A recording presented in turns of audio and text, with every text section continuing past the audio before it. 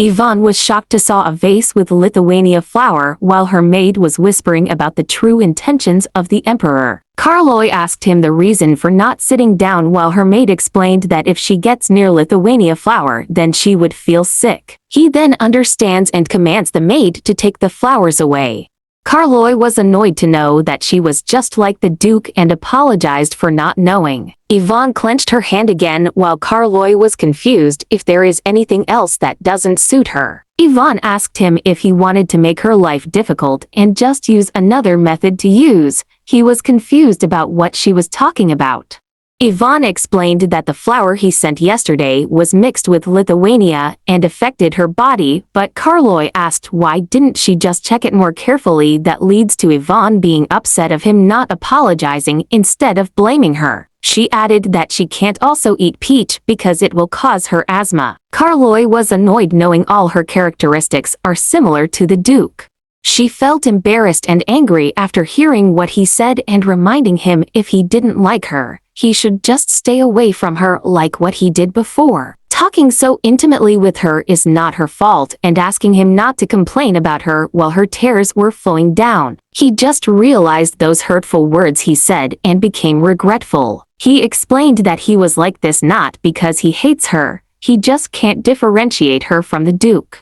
She realized how deep he hates her while Karloy changed the topic and inquired about the tear of the wolf and told her he should have given it to her a long time ago and not treating her like a queen is his fault. He was trying to compensate for his wrongdoing and a keg to consider accepting them. Yvonne answered that it was okay while Karloy was relieved to hear her answer and asked to meet occasionally and excuse himself.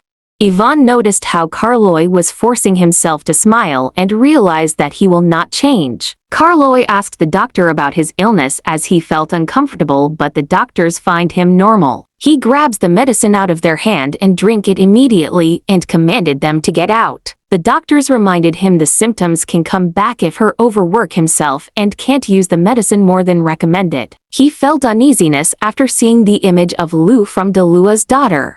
He asked if Arsel said anything else while Gordon informed him that Arsel would come back soon. Gordon asked the Emperor if he is worried about Bernie's silence, but he is not concerned about them, but he has a personal request. He can't wait any longer and grabs the medicine again and drinks it.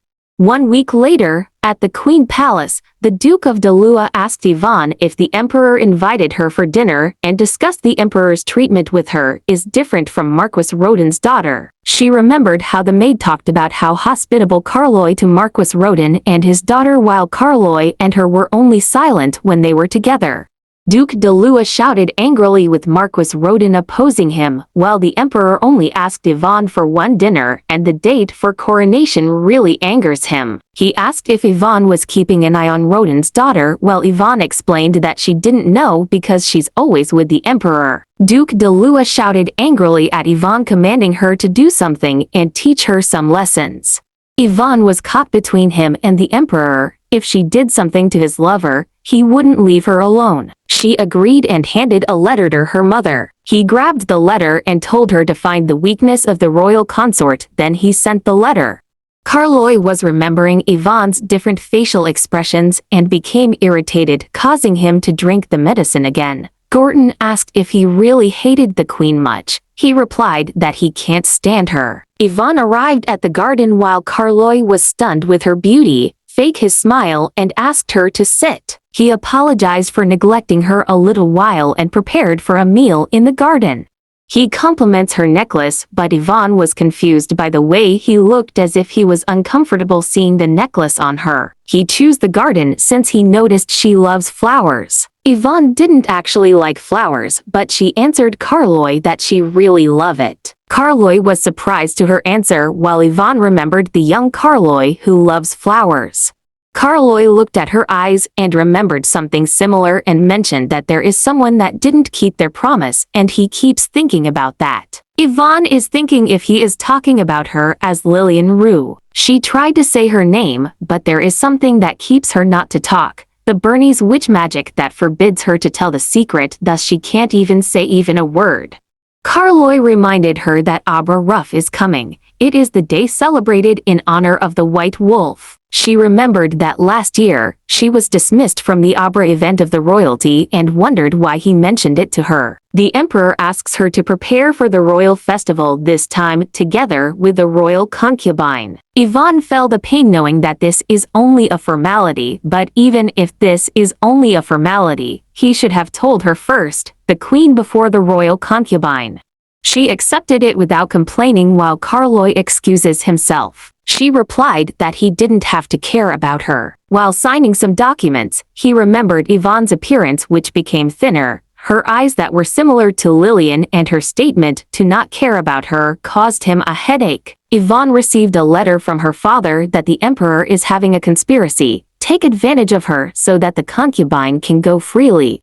The Duke wants her to request to sleep in the same bed with the king. She remembered how she was ruthlessly rejected by Carloy when she asked to sleep with her. But she has to do it as it is the Duke's command. Her maid suggests her to invite the king first. Though she didn't want to be hated again, she couldn't see her mother forever. The emperor was surprised to receive a letter from Yvonne as she hasn't taken the initiative to ask for it. He told Gordon that he has to go to the queen's palace. He is wondering if she really invited him to have tea only or any other intentions. Yvonne and Carloy were having tea while he was thinking if she actually only wanted to drink tea until Yvonne asked him if he could visit her bedroom. He was shocked from what he heard and asked again. Yvonne repeated what she said and saw Carloy's stunned face. He was disappointed, but if really wanted to manipulate the queen, he would have to do it someday. But he was confused with her face and understood that it was the Duke's trick to try him.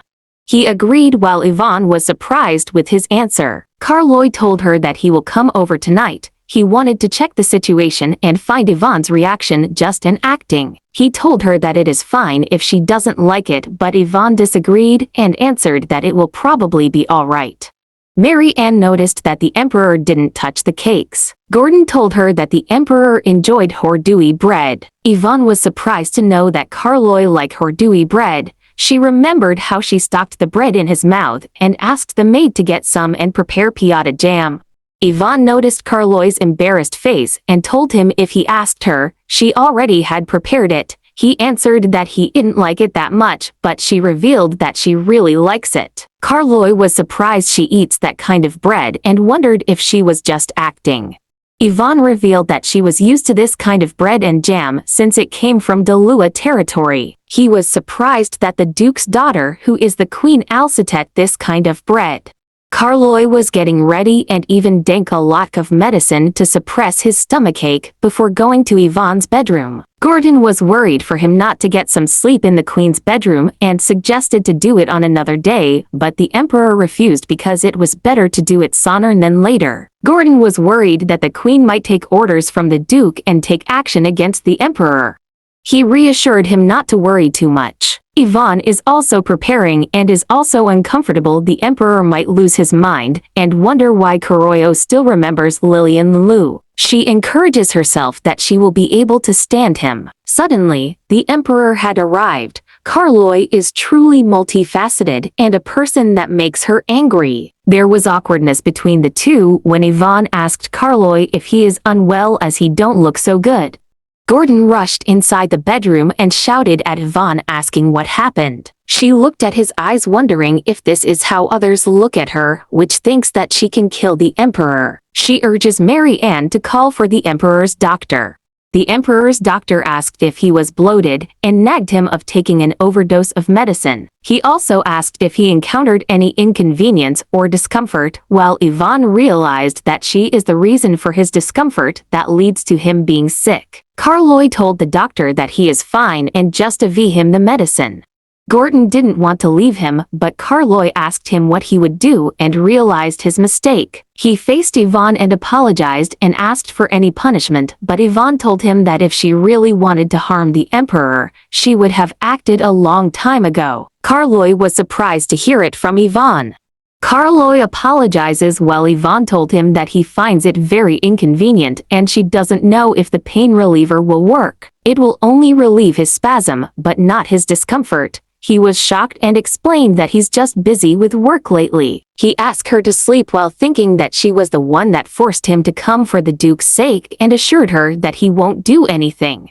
She approaches the bed while Carloy is restraining himself, thinking that she was the Duke's daughter. He can't focus and pretends to be sleeping in one position. Suddenly, he felt that Yvonne woke up but didn't open the door. He was assuming that she went to the garden. He wondered what she was doing there in the middle of the night. He followed her and saw a small garden, the garden that the previous emperor gave to his empress, who he loved so much. He saw Lillian Lu again and rubbed his eyes and asked Yvonne the reason she hadn't slept. She didn't answer but asked him if he was coming back to the emperor's palace, but answered her that he just followed her because he couldn't sleep. He looked around the garden and saw the vibrant colors of the flowers and asked her if she didn't get tired admiring the flowers whenever she was bored. She wants to answer that it helps with boosting her sustainability to endure time and wants to ask him also why he spends so much time in the garden, the things that she can never say out loud. She answered that it helps clear the thoughts in her mind while he asked again the things she wanted to completely forget. Yvonne answered him honestly that she was thinking the reason of his strange attitude towards her, which he hates so much. He was surprised and told her that she didn't hate her. He can't like her either and thought it was unfair, but he really had no other choices and remembered what the Dalua did to him and to Lillian. Yvonne told him that she already knew and she knew very well. He remembered it was the same she said during the wedding day with the same facial expression, but this day is very different. He knew that it wasn't her fault. Yvonne revealed that she understands him and he didn't have to do so in such length. Carloy returned the question to Yvonne, who seemed to hate him so much, but Yvonne revealed that she didn't hate him. He was relieved that he was hated by her and asked to come to his palace if she was uncomfortable, but she refused. Walking back to the queen's bedroom, Carloy asked her what kind of father is the Duke to her. She hesitated and answered that he is just like the other fathers. He concluded that Yvonne is not as close to the Duke as what he exaggerated. Next in the morning, the Marquis of Rodin was anxious that the neutral nobles immediately sided with the Duke within a few days. He asked the Emperor about his plan to take advantage of the Queen, but it seems that he was the one being used. At this rate, the law abolishing the imperial queen concubine will be passed. The Emperor reminds him about his voice. The Marquis asked if it is really necessary to get close to the Queen. He answered that even if they or the Duke mobilize the army, there will be a civil war, and it will be the Queen who can give him the information he needed. The Marquis was hesitant if Yvonne will do that, but Carloy assured him that he needed to make it possible, and what he wanted the Marquis to do is keep an eye on the merchants and nobles. Carloy really needs to increase his supporters. The Dalua and Ensign are in the same boat while Croydon and Rodin shook hands. Still, there is only one left he needs help with. Kiana also added that the Dalua army can't mobilize their army if the Margrave of Markia is still in neutral. The Emperor knew that the Margrave Markia wouldn't support him as he is an important person in the defense of the border. Kiana asked what he will do. Will he get help from the Duchess Duenya? But some say she was mentally retarded, but others said that she passed away quietly. Carloy told her that he will take care of that part and reminded her to do her part in keeping an eye on the Queen, and to find the smallest trace on that incident. He also added to search for a pin with jewel since the Duke can't destroy it since it was a royal treasure containing ancient magic. Kiana told him that they need to search directly into the Dalua territory and suggested the help of the Queen, but Carloy revealed that Yvonne still doesn't quite believe him. She recommended spending more time, at least 3 times a week, with Yvonne. Much better if it is every night. Gordon informed Carloy that the Duke of Dalua wants to talk with him. He asked the reason for him coming to see him. The Duke directly told him that he wants to reopen the nobles' parliament and suggested not to delay it. Carloy looked at his arrogant face, who seemed to fully plan the law abolishing the imperial concubine. He told the Duke that even hell will not accept him. The Duke sarcastically told him that no one can understand his heart other than him and that his orders were like this.